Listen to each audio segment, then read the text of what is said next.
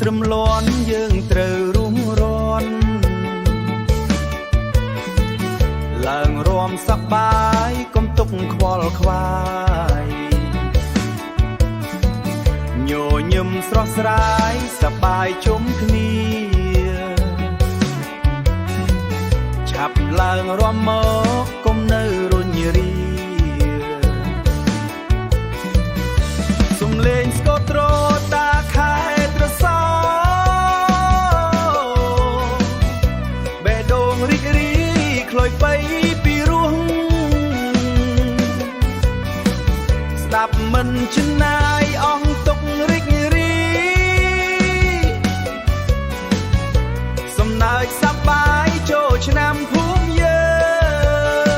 ងខ្យល់យប់ត្រជាក់រំគៀងពីអ្នកតាមចង់វាក់ភ្លេងខ្លាំងដៃសំពះសុំស្រីតូចក្មេងអញ្ជើញរំលេង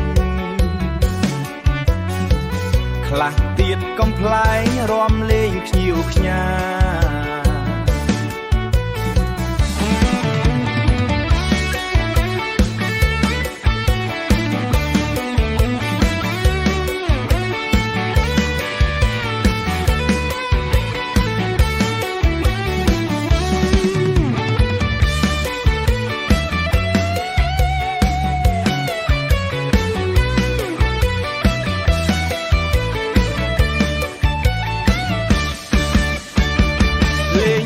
ត្រឹមខ្មែរយើងរួមគ្នាថែសម្បត្តិដូនតារក្សាគង់វង្ស